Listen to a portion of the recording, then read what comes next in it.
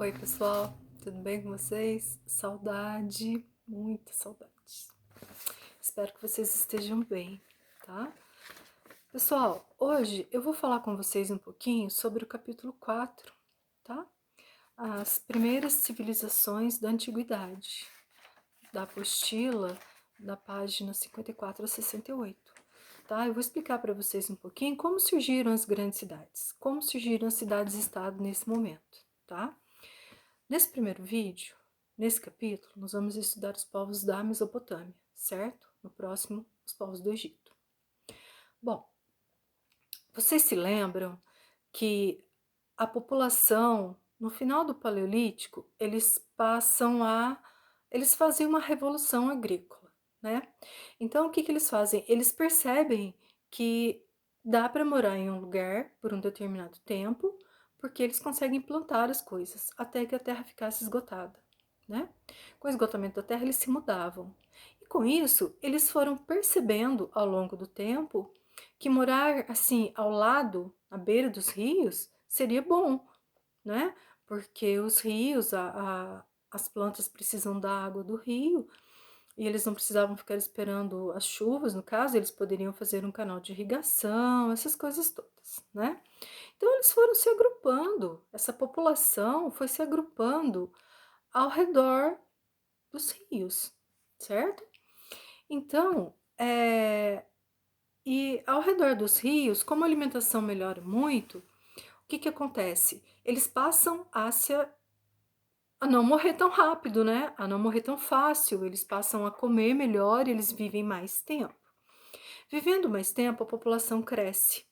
E com esse crescimento da população, surgem as cidades. Com o surgimento das cidades, surgiu também a necessidade de um governante, né, para organizar tudo, as colheitas e a forma como tudo seria conduzido. Então escolheram um líder, certo? E esse líder, ele passa a organizar a vida da cidade, a vida social, a vida econômica e a vida política também. Nesse período, eles já têm uma religiosidade, certo? Eles já cultuam seus deuses, então já existe a figura do sacerdote. E o sacerdote ele passa a organizar essas cidades juntamente com esse governante. A partir de um momento, as cidades elas crescem muito, sabe? Crescem muito mesmo. E elas se tornam cidades-estado. Por quê? Porque, em primeiro lugar, eles elegem um rei, certo? Então, nas cidades-estados tem um rei. Esse rei, ele manda em tudo, certo? E ele se torna uma figura muito poderosa e constrói palácio, tá?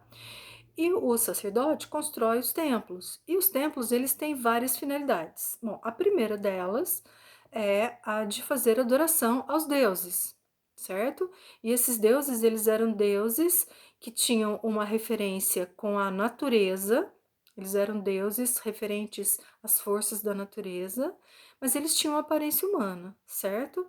Então, o templo acontecia adoração para os deuses. E o templo também ele era usado para guardar a produção, para guardar a coleta de impostos, certo? Que nesse momento eles já tinham coleta de impostos.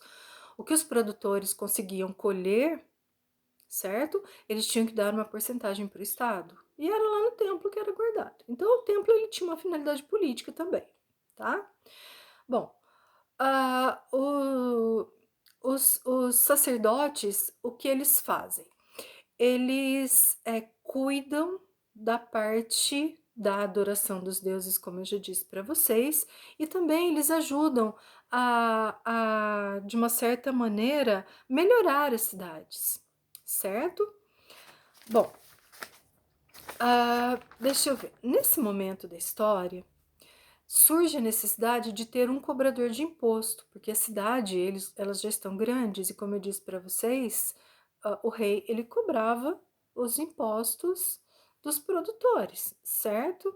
Então, o rei cria esse cargo de cobrador de imposto, tá? Então, olha os cargos que já existem nas cidades e estados. O rei, certo? O sacerdote e os cobradores de impostos. Aí surge a necessidade de defesa dessas cidades. Então, para defender as cidades, eles criam os exércitos, certo? Cada cidade-estado, ela é independente, desculpa, ela é independente entre si.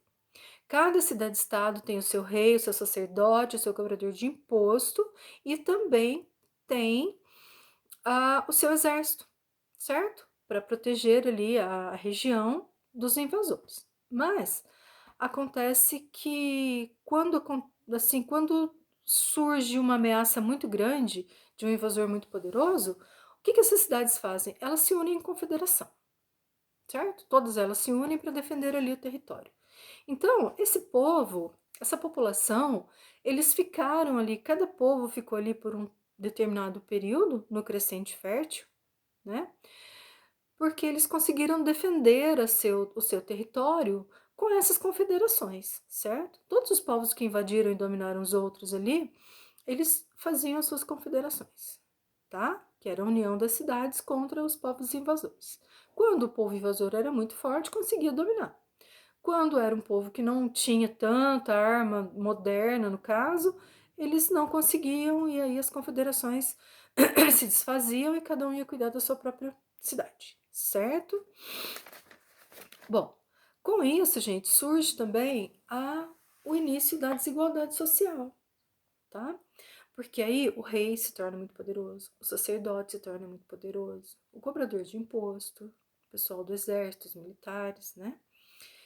E a, a população em geral.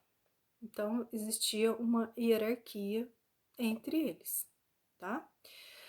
Os produtores, os agricultores que conseguiam produzir mais, eles tinham direito a ficar com mais produtos, certo? Então, isso surge o quê?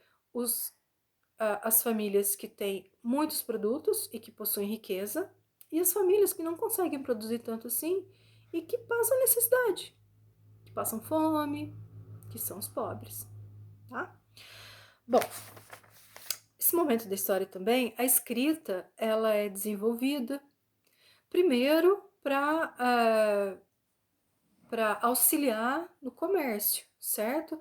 Porque as cidades-estado, elas fazem comércio entre si. O que eles têm de excedente, eles trocam entre si. A princípio troca, depois eles conseguiram instituir uma moeda, mas isso a gente vai ver mais para frente um pouquinho, tá? Então eles trocam os produtos e para trocar os produtos eles desenvolveram a escrita e com a escrita eles desenvolveram a matemática para poder pesar, medir a quantidade de produtos trocados, certo? E outra coisa, depois disso eles desenvolvem a medicina, tá? Então, encontraram muitos escritos com relação à medicina, muitas ervas misturadas com alguma outra coisa para curar determinada coisa. Então, a escrita serviu para isso, certo? Para auxiliar no comércio, para registrar as receitas com relação às doenças e depois para registrar os textos sagrados também, tá? Bom, a religião deles, eu já comentei sobre isso, eles eram politeístas. O que é uma religião politeísta? Eles acreditavam em muitos deuses, certo? Então, como eu já disse para vocês, os povos da Mesopotâmia, eles cultuavam as forças da natureza. Então, existiam vários deuses com o nome das forças da natureza, certo? E eles tinham a aparência de seres humanos. Ah, bom, é isso, pessoal. A introdução da aula é essa. Os povos antigos, eles foram se formando desta maneira, certo? As cidades foram sendo criadas e depois das cidades passaram a ser cidades-estado muito fortes, muito poderosas, com uma estrutura social hierárquica, certo? Existia essa estrutura social já nesse momento. Os reis, os sacerdotes e as pessoas que possuíam uma determinada riqueza ou um determinado número de. Como é que eu vou explicar para vocês? Possuíam muitas terras e muita colheita, eles eram os ricos e os outros, eles não eram ricos, eles eram pessoas que lutavam para sobreviver, certo? Então existia já essa hierarquia nesse momento, mais ou menos. Essas civilizações elas começaram a se formar 4.000 anos antes de Cristo. E nesse momento já tem essa hierarquia, essa diferença de classe social. Isso é importante vocês entenderem, tá? Bom, espero que vocês tenham entendido. Agora a nossa próxima aula vai ser sobre os povos da Mesopotâmia, tá? Mesopotâmia. Beijo.